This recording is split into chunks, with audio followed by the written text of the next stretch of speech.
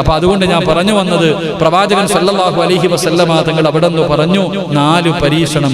ദുനിയാവ് ദുനിയാവ് എന്ന ചിന്തയോടുകൂടി രാവും പകലും ജീവിക്കുന്ന ഒരു മനുഷ്യന് അള്ളാഹു കൊടുക്കുന്ന ഒന്നാമത്തെ പരീക്ഷണം, അവന്റെ ടെൻഷൻ ഒരു കാലത്തും തീരത്തില്ലെന്ന് നബി മുഹമ്മദ് മുസ്തഫ സല്ലല്ലാഹു അലൈഹി വസല്ലമ തങ്ങൾ പറയുന്നു.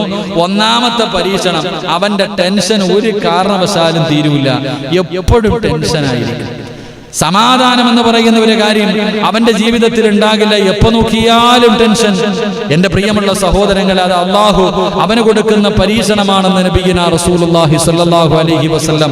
അള്ളാഹു കൊടുക്കുന്ന പരീക്ഷണം ടെൻഷനാ, എപ്പോ നോക്കിയാലും ടെൻഷൻ ടെൻഷൻ ടെൻഷൻ, ഇതല്ലാതെ വേറൊന്നുമില്ല. 2, റസൂലുള്ളാഹി സ്വല്ലല്ലാഹു അലൈഹി വസല്ലം തങ്ങൾ പറഞ്ഞു, പടച്ച റബ്ബ് അവന് കൊടുക്കുന്ന രണ്ടാമത്തെ പരീക്ഷണം, ഒരിക്കലും അവന്റെ ജോലി തീരില്ല എന്ന് നബിയുനാ റസൂലുള്ളാഹി സ്വല്ലല്ലാഹു അലൈഹി വസല്ലം.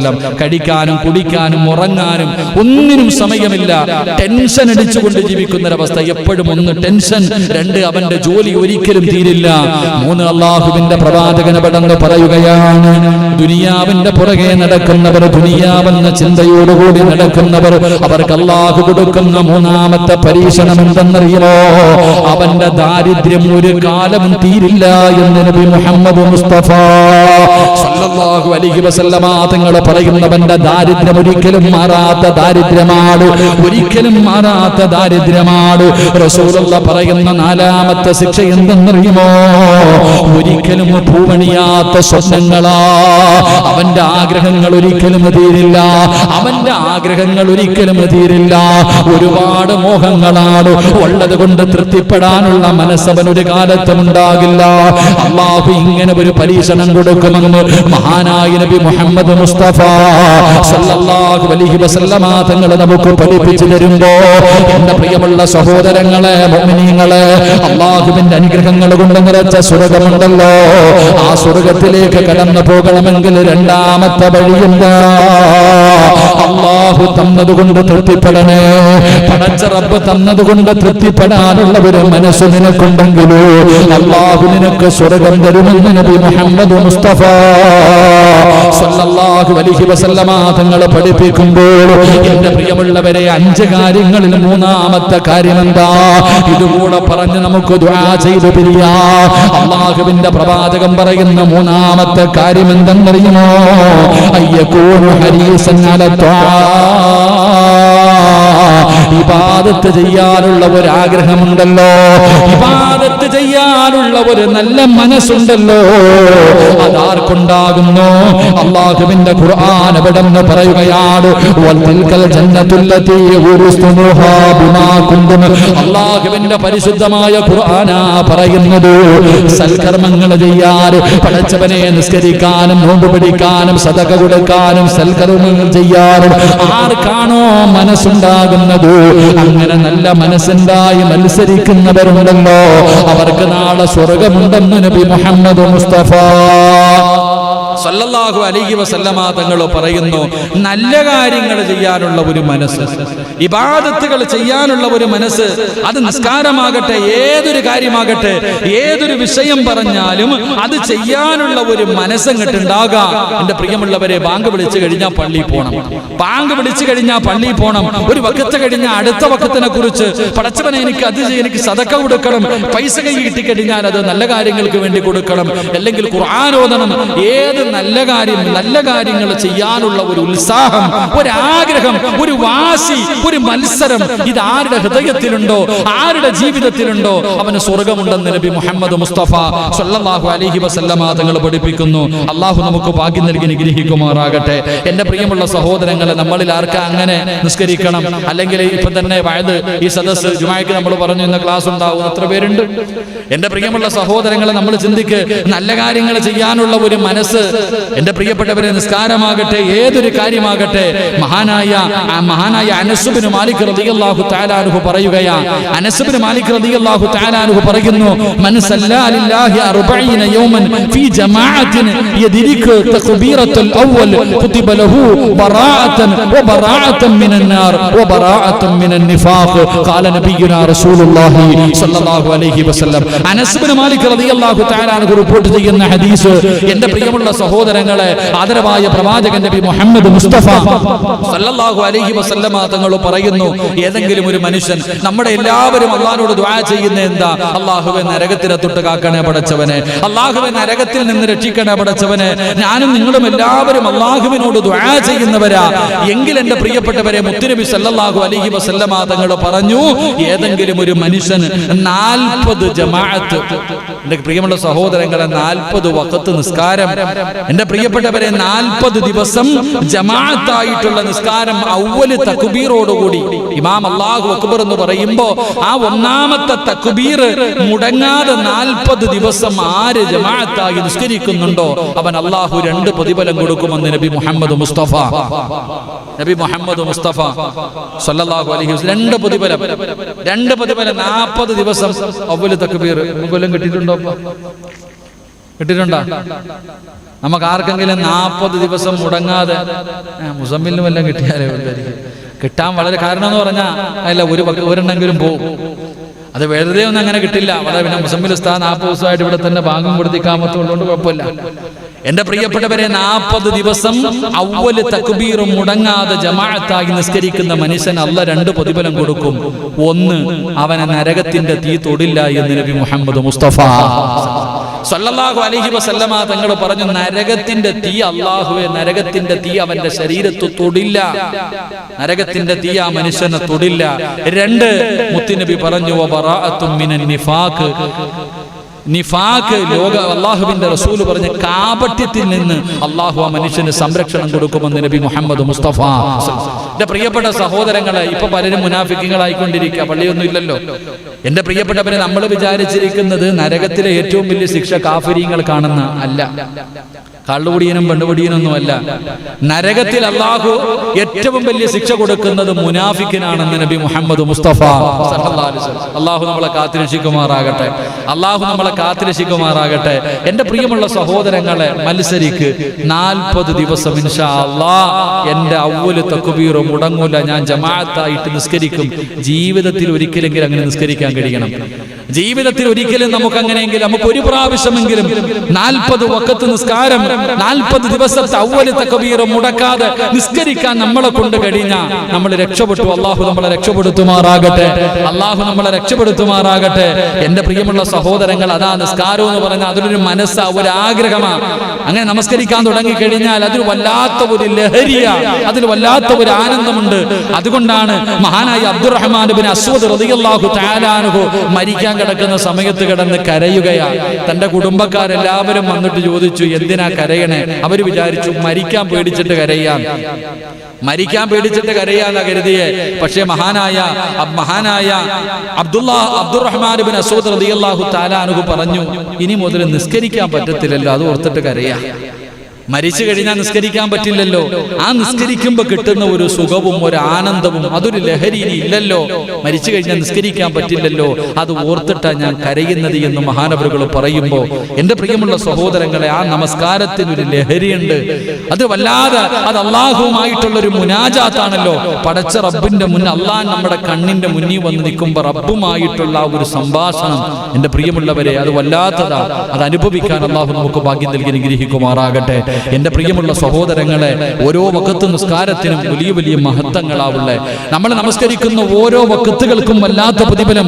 ഹദീസിന്റെ കിതാബിൽ കാണാം, ളുഹറിന്റെ സമയത്തുള്ള നമസ്കാരം, ളുഹർ നമസ്കാരം, നമ്മളൊക്കെ ജമാഅത്തായിട്ട് ളുഹർ നമസ്കരിക്കുമല്ലോ. ആ നമസ്കാരത്തെ കുറിച്ച് പറയുന്നത്, ആ ളുഹറിന്റെ സമയത്താണ് എന്റെ പ്രിയപ്പെട്ടവരെ നരകം ആളിക്കത്തുന്ന സമയം. ആ ളുഹറിന്റെ സമയം, ആ നട്ടുച്ച സമയം നരകം വല്ലാതെ ആളിക്കത്തുന്ന സമയമാണ്. നരകം വല്ലാതെ ആളിക്കത്തുന്ന സമയം. ആ സമയത്ത് ഏതെങ്കിലും ഒരു മനുഷ്യൻ നിസ്കരിക്കുകയാണെങ്കിൽ, ഏതെങ്കിലും ഒരു മനുഷ്യൻ ആ ളുഹർ നമസ്കാരം നമസ്കരിക്കുകയാണെങ്കിൽ, മാതാവ് പ്രസവിച്ചതുപോലെ, നമ്മുടെ ഉമ്മ പ്രസവിച്ചതുപോലെ അല്ലാഹു നമ്മുടെ പാപങ്ങൾ കഴുകിക്കളയും, പുറത്തു തരുമെന്ന് നബിയുനാ റസൂലുള്ളാഹി സ്വല്ലല്ലാഹു അലൈഹി വസല്ലം. ഒരു മനുഷ്യൻ ലുഹർ നിസ്കരിച്ചാൽ ജമാഅത്തായി ലുഹർ നിസ്കരിക്കുമ്പോൾ ആ ലുഹറിന്റെ സമയത്ത് ആ നരകം ഇങ്ങനെ ആ നരകം ആളിക്കത്തുന്ന സമയത്ത് ഏതെങ്കിലും ഒരു മനുഷ്യൻ വന്ന് ഒളിവെടുത്തിട്ട് പടച്ച റബ്ബിന്റെ മുന്നിൽ 4 റക്അത്ത് നിസ്കരിച്ചാൽ അവന്റെ ഉമ്മ പ്രസവിച്ചിട്ടതുപോലെ കഴുകി ശുദ്ധമാക്കി പള്ളിയിൽ നിന്ന് പടച്ചവനെ യാത്രയാക്കും. അള്ളാഹു നമുക്ക് ഈമാൻ നൽകുമാറാകട്ടെ. അള്ളാഹു നമുക്ക് ഈമാൻ നൽകുമാറാകട്ടെ. എന്റെ പ്രിയമുള്ള സഹോദരങ്ങളെ, അസർ നമസ്കാരം മഹാനായ അബുൽ ബഷർ ആദം നബി അലൈഹിസ്സലാം പഴം കഴിച്ച സമയമാണ് അസർ. വലിയ പഠിക്കാനുള്ളതാ അസറിന്റെ സമയം. ആദം നബി അലൈഹിസ്സലാം ആ അസറിന്റെ സമയത്താണ് സ്വർഗത്തിൽ നിന്ന് പഴമെടുത്ത് കഴിച്ചത്. എന്റെ പ്രിയപ്പെട്ടവരെ, അതുകൊണ്ട് അസർ നമസ്കാരം ഏതെങ്കിലും ഒരു മനുഷ്യൻ നിസ്കരിച്ചു കഴിഞ്ഞാൽ അള്ളാഹു അവന്റെ ശരീരത്തിന് ആരോഗ്യം കൊടുക്കും, അവന്റെ ശരീരം നരകത്തിൽ നിന്ന് രക്ഷപ്പെടുത്തുമെന്ന് നബി മുഹമ്മദ് മുസ്തഫ. എത്ര സത്യവാ! ഇപ്പൊ മനസ്സിലായ അസറിന് ശേഷമുള്ള ഓട്ടമൊക്കെ. സുബൈക്ക് ശേഷം കിടന്ന് ഓടുന്ന മഹാന്മാരുണ്ടല്ലോ. സത്യത്തിൽ അസറിന് ശേഷമാണ് എന്ത് ചെയ്യേണ്ടത്? എക്സസൈസ് ചെയ്യേണ്ടത്. കാരണം അതുകൊണ്ടാണ് ഞങ്ങളൊക്കെ പഠിക്കുന്ന കാലത്ത് ഉസ്താദന്മാരൊക്കെ അസറിന് ശേഷം ഏത് കോളേജിൽ നോക്കിക്കോ, എല്ലാ കോളേജിലും അസറിന് ശേഷം പഠിത്തം നഹിഹേ. ആ സമയത്ത് എക്സസൈസ് കളിയൊക്കെയാണ്. എന്റെ പ്രിയപ്പെട്ട സഹോദരങ്ങളെ, അസർ നമസ്കാരം ഉപേക്ഷിക്കുന്നവന്റെ ആരോഗ്യം അല്ലാഹു നഷ്ടപ്പെടുത്തി കളയുമെന്ന് നബി മുഹമ്മദ് മുസ്തഫ. അസർ നമസ്കാരം ഉപേക്ഷിച്ചു കഴിഞ്ഞാൽ അവന്റെ ആരോഗ്യം നഷ്ടപ്പെട്ടു പോകും. അപ്പൊ അസർ നമസ്കരിച്ചു കഴിഞ്ഞാൽ അള്ളാഹു അവൻ ആരോഗ്യവും കൊടുക്കും. അവൻ അള്ളാഹു രോഗിയാക്കില്ല, അവൻ ആരോഗ്യവും കൊടുക്കും, നരകമോചനവും കൊടുക്കും. അള്ളാഹു നമുക്ക് ഈമാൻ നൽകി അനുഗ്രഹിക്കുമാറാകട്ടെ. എന്റെ പ്രിയമുള്ള സഹോദരങ്ങളെ, മഗ്രിബ് നമസ്കാരം അള്ളാഹുവിന്റെ റസൂൽ അവിടെ നിന്ന് പറഞ്ഞു സല്ലല്ലാഹു അലൈഹി വസല്ലം, ആദം നബി അലൈഹിസ്സലാമിന്റെ തൗബ സ്വീകരിച്ചതപ്പോഴാണ് മഗ്രിബിന്റെ സമയത്ത്. ആദം നബി അലൈഹിസ്സലാം, എന്റെ പ്രിയപ്പെട്ട സഹോദരങ്ങളെ, ആദം നബിയുടെ തൗബ 300 വർഷക്കാലം ഭൂമിയുടെ നാനാഭാഗങ്ങളിൽ സ്വർഗത്തിൽ നിന്ന് പഴം കടിച്ചതിന്റെ പേരിൽ പടച്ച റബ്ബിന്റെ മുന്നിൽ പൊട്ടിക്കരഞ്ഞ് തൗബ ചെയ്തുകൊണ്ട് നടന്ന ആദം നബിയുടെ തൗബ സ്വീകരിച്ചത് മഗ്രിബിന്റെ സമയത്താണ്. അതുകൊണ്ട് ഏതെങ്കിലും ഒരു മനുഷ്യൻ മഗ്രിബ് നമസ്കരിച്ചിട്ട് ദുആ ചെയ്താൽ അവന്റെ ചോദ്യത്തിന് ഉത്തരമുണ്ടെന്ന് നബി മുഹമ്മദ് മുസ്തഫ. അതുകൊണ്ട് പണ്ട് മുതലേ മഗ്രിബിന്റെ മുമ്പേ ഒളിവെടുത്തിട്ട് പ്രായമുള്ളവരൊക്കെ പള്ളികളിലൊക്കെ നേരത്തെ കാലത്തെ കയറിയിരുന്ന് ദിക്റ് പറയും, അങ്ങനെയുള്ള ഇബാദത്തുകളൊക്കെ ഉണ്ടായിരുന്നു. ഇപ്പൊ ഒന്നുമില്ല. ബാങ്ക് വിളിക്കും, നിസ്കരിക്കും, സുന്നത്തും ഇല്ല, ഓട്ടം തന്നെ. എവിടാ? പണ്ടൊക്കെ മഗ്രിബ് നമസ്കാരം കഴിഞ്ഞാൽ 6 മണിയായാൽ എല്ലാവരും വീടിനകത്ത് കയറിക്കൊള്ളണം. എല്ലാ കലാപരിപാടികളും അവസാനിപ്പിച്ച് മഗ്രിബിന്റെ തൊട്ടു മുമ്പിരുന്ന് ദിക്റ് പറഞ്ഞ് ഫർദ് നിസ്കരിച്ച് വാക്കിയ ഓതി, സജദ ഓതി, മുൽക്ക് ഓതി, യാസീൻ ഓതി ദുആ ചെയ്യുമായിരുന്നു. ഇപ്പം വേറെ പലതും ഓതുന്നേ. അല്ലാഹു കാത്തിരക്ഷിക്കുമാറാകട്ടെ. എന്റെ പ്രിയമുള്ള സഹോദരങ്ങളെ, മഗ്രിബ് നമസ്കാരം കഴിഞ്ഞിട്ടുള്ള പ്രാർത്ഥന, ആ പ്രാർത്ഥനയ്ക്ക് ഉത്തരമുണ്ട്. പാഴാക്കി കളയരുത്. അല്ലാഹു നമുക്ക് ഈമാൻ നൽകി അനുഗ്രഹിക്കുമാറാകട്ടെ. എന്റെ പ്രിയമുള്ള സഹോദരങ്ങളെ, ഇശാ നമസ്കാരം ഖബറിന്റെയും നാളത്തെ പരലോകത്തെ അന്ത്യനാളിന്റെയും ഇരുളാണ് നമ്മളെ ഓർമ്മപ്പെടുത്തുന്നത്. ഇശാ നമസ്കാരമൊക്കെ ഇരുള്, വല്ലാതെ ഇരുളാണല്ലോ. അപ്പൊ ആ ഇശാ നമസ്കാരം നമ്മളെ ഓർമ്മപ്പെടുത്തുന്നത് പള്ളിപ്പറമ്പിലെ ഖബറിന്റെ അകത്തുള്ള ഇരുളിനെയാണ് ഓർമ്മപ്പെടുത്തുന്നത്. അപ്പൊ ഇശാ നമസ്കാരം ഏതെങ്കിലും ഒരു മനുഷ്യൻ നിസ്കരിച്ചാൽ അവന്റെ ഖബറും മുഖവും അല്ലാഹു പ്രകാശിപ്പിക്കുമെന്ന് ആദരവായ പ്രവാചകൻ നബി മുഹമ്മദ് മുസ്തഫ സല്ലല്ലാഹു അലൈഹി വസല്ലം. മരിച്ചു കിടക്കുമ്പോ ചിരിച്ചുകൊണ്ടും കിടക്കാം, ഖബറിന്റെ അകത്ത് പോയി കിടക്കുമ്പോ പ്രകാശവും അല്ലാഹു നൽകും. അല്ലാഹു നൽകി അനുഗ്രഹിക്കുമാറാകട്ടെ. എന്റെ പ്രിയമുള്ള സഹോദരങ്ങളെ, സുബഹി വല്ലാതെ പ്രയാസമുള്ള നമസ്കാരമാണ്. കാരണം നല്ല ഉറക്കത്തിൽ കിടക്കുന്ന നമസ്കാരമാണ്. ഏതെങ്കിലും ഒരു മനുഷ്യന് സുബഹി നമസ്കാരം ജമാഅത്തായി നിസ്കരിച്ചാൽ അല്ലാഹു അവനെ മുനാഫിക്കീങ്ങളിൽ നിന്ന് രക്ഷപ്പെടുത്തും. അതുപോലെ തന്നെ നരകമോചനം നൽകി സ്വർഗം നൽകുമെന്ന് ഹദീസിന്റെ കിതാബിൽ കാണാം. അല്ലാഹു 5 വഖത്ത് നിസ്കരിക്കാനുള്ള ഭാഗ്യം അല്ലാഹു നമുക്ക് നൽകി അനുഗ്രഹിക്കുമാറാകട്ടെ. അതുകൊണ്ട് എന്റെ പ്രിയമുള്ള സഹോദരങ്ങളെ, ഇബാദത്തുകൾ ചെയ്യാനുള്ള ഒരു ഉത്സാഹം നമുക്കുണ്ടാകണം. ഇബാദത്തുകൾ ചെയ്യാനുള്ള ഒരു മനസ്സ് നമുക്കുണ്ടാകണം. അത് ഏത് കാര്യമാകട്ടെ, നല്ല കാര്യങ്ങൾക്കാകട്ടെ. എന്റെ പ്രിയപ്പെട്ടവരെ, നിസ്കാരത്തിന്റെ വിഷയമാണെങ്കിലും, നോമ്പിന്റെ വിഷയമാണെങ്കിലും, സദഖയുടെ വിഷയമാണെങ്കിലും, ഖുർആൻ ഓതുന്ന വിഷയമാണെങ്കിലും, ഇതുപോലെയുള്ള മജ്ലിസുകളുടെ വിഷയമാണെങ്കിലും, നല്ല കാര്യങ്ങൾ ചെയ്യാനുള്ള ഒരു മനസ്സ് നമ്മളിൽ ആർക്കെങ്കിലും ഉണ്ടായാൽ എന്റെ പ്രിയപ്പെട്ടവരെ, നമുക്ക് അല്ലാഹുവിന്റെ സ്വർഗത്തിലേക്ക് കടന്നു പോകാം. അല്ലാഹു നമുക്ക് ഭാഗ്യം നൽകി അനുഗ്രഹിക്കുമാറാകട്ടെ. അല്ലാഹു നമുക്ക് ഭാഗ്യം നൽകി അനുഗ്രഹിക്കുമാറാകട്ടെ. എന്റെ പ്രിയമുള്ള സഹോദരങ്ങളെ, അതുകൊണ്ട് എന്റെ പ്രിയപ്പെട്ടവരോട് പറയുന്നു, നമ്മളെ കൊണ്ട് കഴിയുന്ന എല്ലാ നല്ല കാര്യങ്ങൾ, നമസ്കാരങ്ങൾ, അതിൽ അതിലുപരിയായി സുന്നത്ത് നമസ്കാരങ്ങൾ, ഫർളിൽ വരുന്ന പിഴവുകൾ സുന്നത്തിലൂടെയാണല്ലോ. അപ്പൊ സുന്നത്ത് നമസ്കാരങ്ങൾ ഒഴിവാക്കരുത്. തഹജ്ജുദ് നിസ്കരിക്കണം, ദുഹാ നിസ്കരിക്കണം, ആഴ്ചയിൽ ഒരിക്കലെങ്കിലും തസ്ബീഹ് നിസ്കരിക്കണം. എന്റെ പ്രിയമുള്ള സഹോദരങ്ങളെ, ഓരോ വഖത്തിനും മുമ്പും ശേഷവുമുള്ള സുന്നത്ത് നമസ്കാരങ്ങൾ ഇതൊക്കെ നിത്യമായി നമ്മുടെ ജീവിതത്തിൽ ചെയ്യാൻ കഴിയണം. സുന്നത്ത് നോമ്പുകളാകട്ടെ, അല്ലെങ്കിൽ ഏത് കാര്യങ്ങളും മജ്ലിസുകളാകട്ടെ, ഇങ്ങനെയുള്ള എല്ലാ കാര്യങ്ങളും ചെയ്യാനുള്ള ഒരു മനസ്സ് നമുക്ക് ഉണ്ടാക്കിയെടുക്കാൻ കഴിയണം. അങ്ങനെ ഉണ്ടാക്കിയെടുക്കാൻ കഴിഞ്ഞാൽ അല്ലാഹുവിന്റെ അനുഗ്രഹങ്ങൾ കൊണ്ട് നിറച്ച സ്വർഗ്ഗത്തിലേക്ക് നമുക്ക് കടന്നു പോകാം. എന്റെ പ്രിയമുള്ളവരെ, പരിശുദ്ധമായ ഖുർആൻ, അല്ലാഹുവിന്റെ വിശുദ്ധമായ ഖുർആനുകൾ ഓതാനുള്ള ഒരു മനസ്സ് നമ്മളിൽ പലർക്കും ഇല്ലാതെ പോകുന്നു. അള്ളാന്റെ ഖുർആൻ ഓതണ്ട എത്രയോ സൂറത്തുകൾ, ജീവിതത്തിലെ ഏത് പ്രശ്നങ്ങൾക്കും പരിഹാരമുണ്ടല്ലോ. എന്റെ പ്രിയമുള്ള സഹോദരങ്ങളെ, നമുക്ക് എല്ലാവർക്കും അറിയുന്ന സൂറത്താണ് സൂറത്തുൽ ഫാത്തിഹ. ഓതാൻ അറിയാത്ത ആരെങ്കിലും ഉണ്ടോ? സൂറത്തുൽ ഫാത്തിഹ ഓതാൻ അറിയാത്ത ഏതെങ്കിലും ഒരു മനുഷ്യനുണ്ടോ?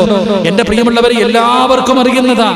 എല്ലാ രോഗങ്ങൾക്കുമുള്ള ശിഫയാണ് ഫാത്തിഹ എന്ന് നബി മുഹമ്മദ് മുസ്തഫ. എന്റെ പ്രിയപ്പെട്ടവരെ, ഏതെല്ലാ രോഗങ്ങൾ, എത്രയോ രോഗങ്ങൾക്കുള്ള മരുന്നാണ് സൂറത്തുൽ ഫാത്തിഹ. അതങ്ങോട്ട് ഓതി ഇത്തിരി വെള്ളത്തിൽ ഓതി കുടിക്ക്.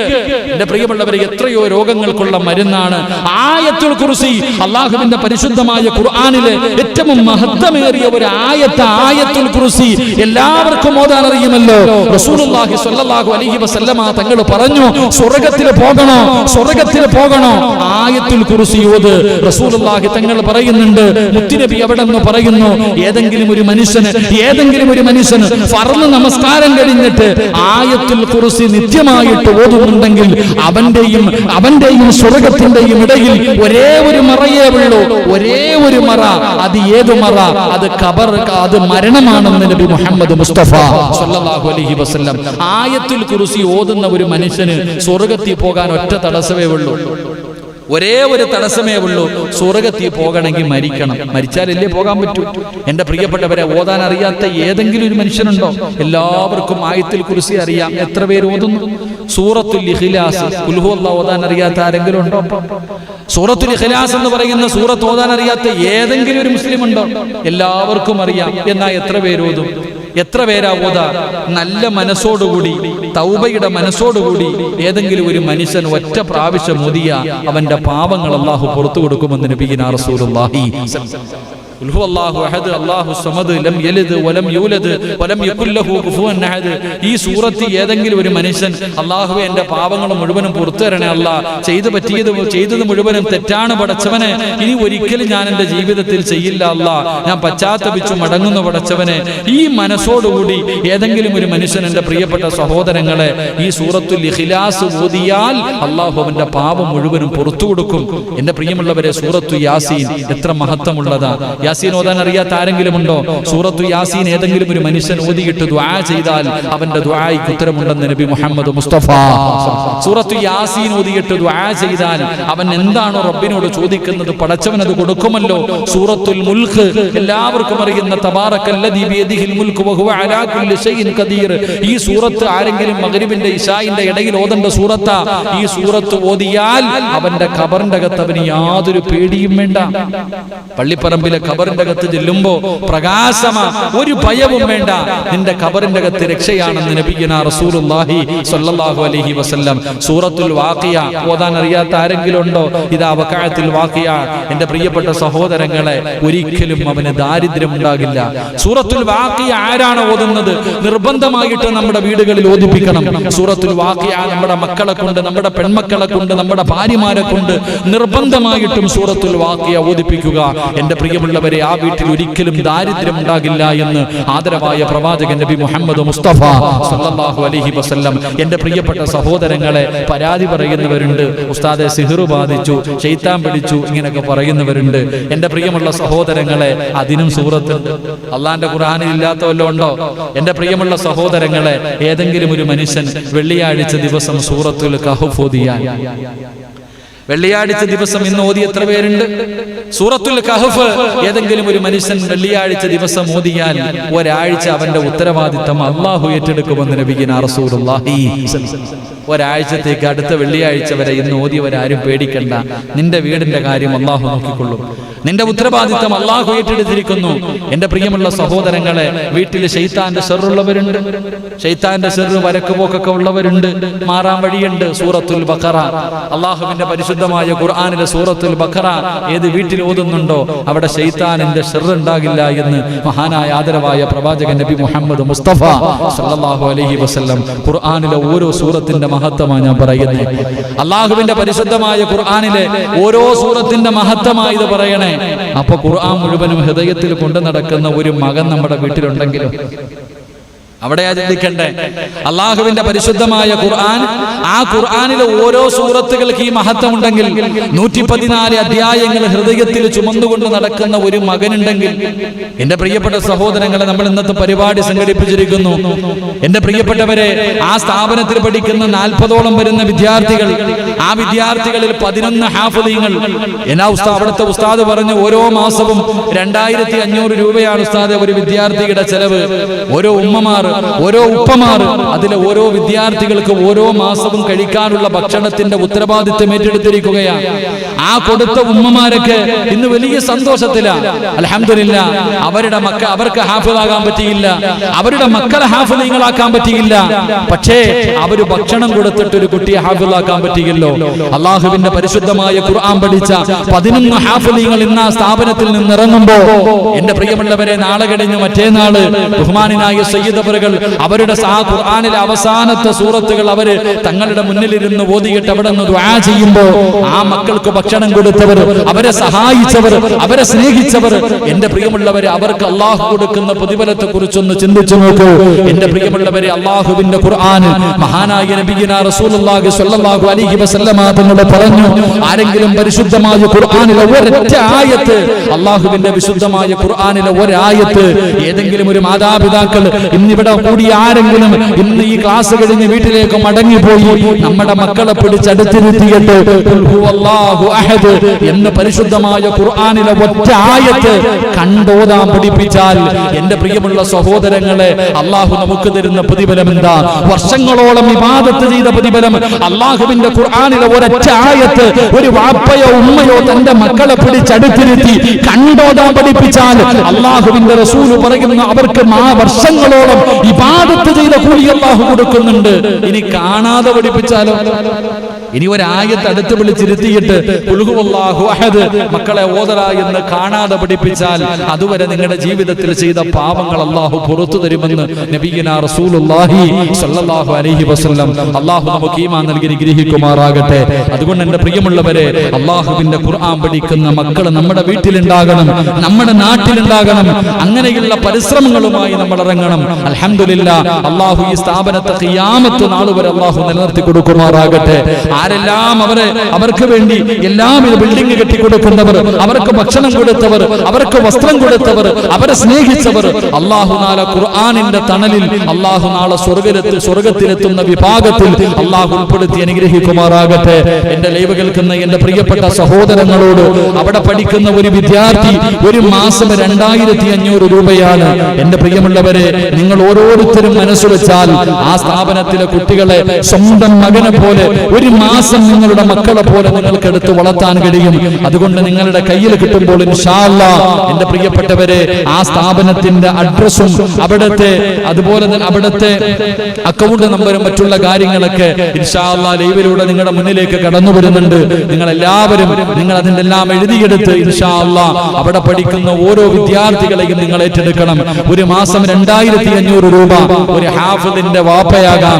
നാളെ പടച്ച റബ്ബിന്റെ സ്വർഗത്തിലേക്ക് കടന്നു വരുമ്പോ 40 പേരെ സ്വർഗത്തിൽ കൊണ്ടുപോകാൻ അള്ളാഹു അവസരം കൊടുക്കുമ്പോ, എന്റെ പ്രിയമുള്ള സഹോദരങ്ങളെ, ആ 40 പേരിൽ ഒരാളാകാൻ നമ്മളെ കൊണ്ട് കഴിയണം. അതിനുവേണ്ടി പരിശ്രമിക്കുക. അള്ളാഹു ഭാഗ്യം നൽകുമാറാകട്ടെ. സദഖയ്ക്ക് വല്ലാത്ത മഹത്വമാ. മഹാനായ നബി മുഹമ്മദ് മുസ്തഫ സല്ലല്ലാഹു അലൈഹി വസല്ലമ തങ്ങൾ, എന്റെ പ്രിയപ്പെട്ടവരെ, അബൂ ഹുറൈറ റളിയല്ലാഹു തആല റിപ്പോർട്ട് ചെയ്യുന്ന ഹദീസിൽ കാണാം, സദഖയുടെ പ്രതിഫലം എന്തെന്നറിയുമോ?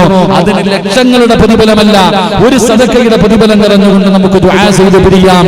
മഹദിയായ ആയിഷ ബീവി റളിയല്ലാഹു തആല അൻഹ അവിടെ നിന്നൊരു അടിമയെ വാങ്ങി. ആ അടിമയെ ആയിഷ ബീവി റളിയല്ലാഹു തആല അൻഹ വാങ്ങിയപ്പോൾ അദാ മുഖറബുൽ അംലാക് മലക്ക് ജിബ്രീൽ അലൈഹിസ്സലാം അല്ലാഹുവിന്റെ പ്രവാചകന്റെ മുന്നിലേക്ക് കടന്നു വരികയാണ്.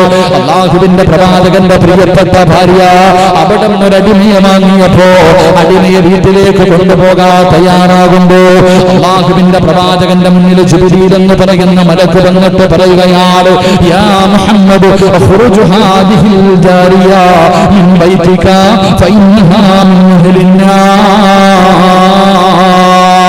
അല്ലാഹുവിന്റെ പ്രവാചകന്റെ മുന്നിലേക്ക് മുഖറബുൽ അംലാക് മലക്ക് ജിബ്രീൽ അലൈഹിസ്സലാം കടന്നു വന്നിട്ട് പറയുകയാണ്, എന്റെ പ്രിയപ്പെട്ട പെങ്ങളെ, അല്ലാഹുവിന്റെ പരിശുദ്ധമായ ഖുർആൻ പഠിക്കുന്ന ആ മക്കളെ സ്വന്തം മക്കളെ പോലെ സ്നേഹിക്കുന്ന ഉമ്മമാരെ, അവർക്ക് ഭക്ഷണം കൊടുക്കുന്ന ഉപ്പമാരെ, അല്ലാഹു നിങ്ങൾക്ക് തരുന്ന പ്രതിഫലം കേട്ടോ, അല്ലാഹു നിങ്ങൾ കൊടുക്കുന്ന സദഖയ്ക്ക് തരുന്ന പ്രതിഫലം കേട്ടോ. ആയിഷാ ബീവി റളിയല്ലാഹു തആല അൻഹ അവിടെ നിന്ന് തനിക്ക് വേണ്ടി ഒരു അടിമയെ മേടിച്ചപ്പോ അല്ലാഹുവിന്റെ പ്രവാചകന്റെ മുന്നിലേക്ക് ജിബ്രീൽ എന്ന് പറയുന്ന മലക്ക് കടന്നു വന്നിട്ട് പറയുന്നു, നബിയേ, അടിമയെ വിട്ടേക്ക് നബിയേ, അടിമയെ വിട്ടേക്ക് നബിയേ,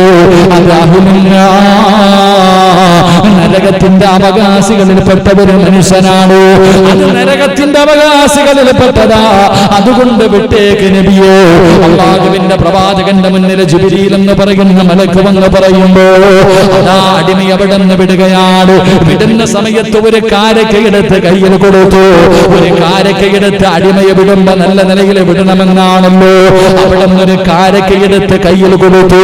അതാ അടിമ അവിടെ നിന്ന് നടന്നു പോവുകയാണ്. കുറച്ചു സമയം കഴിയുമ്പോ ജിബ്രീൽ വന്നിട്ട് പറയുന്നു, യാ റസൂലല്ലാഹ്, അടിമയെ തിരിച്ചു വിളിക്കുന്നു നബിയേ, ആ പോകുന്ന അടിമയെ തിരിച്ചു വിളിക്കുന്നു നബിയേ, ഇന്നമിലുൽ ജന്ന,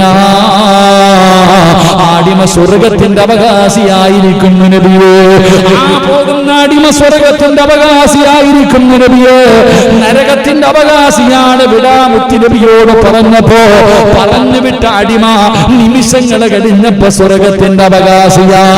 അല്ലാഹുവിന്റെ റസൂല് ചോദിക്കുന്നു, ജിബ്രീലേ, എങ്ങനെയാ സ്വർഗത്തിന്റെ അവകാശിയായത്? എങ്ങനെയാണ് സ്വർഗത്തിന്റെ അവകാശിയായത്? മിനിറ്റുകൾക്ക് മുമ്പ് നരകത്തിന്റെ അവകാശിയാണെന്ന് പറഞ്ഞ മനുഷ്യനാണല്ലോ. ആ സമയത്ത് ജിബ്രീൽ എന്ന് പറയുന്ന മലക്ക് പറയുന്നു, യാ റസൂലല്ലാഹ്, അല്ലാഹുവിന്റെ റസൂലേ, അങ്ങ് കൊടുത്ത ഒരു കാരക്കയുണ്ടല്ലോ, അങ്ങ് കൊടുത്ത ഒരു കാരക്കയുണ്ടല്ലോ, ആ കാരക്ക പോകുന്ന വഴിയില് ഒരു പാവപ്പെട്ടവനെ കണ്ടപ്പോ ആ കാരക്കയുടെ പകുതി സദഖ കൊടുത്തു നബിയേ. തന്റെ കയ്യിലിരുന്ന കാരക്കയുടെ പകുതി സദഖ കൊടുത്തതിന് കാരണം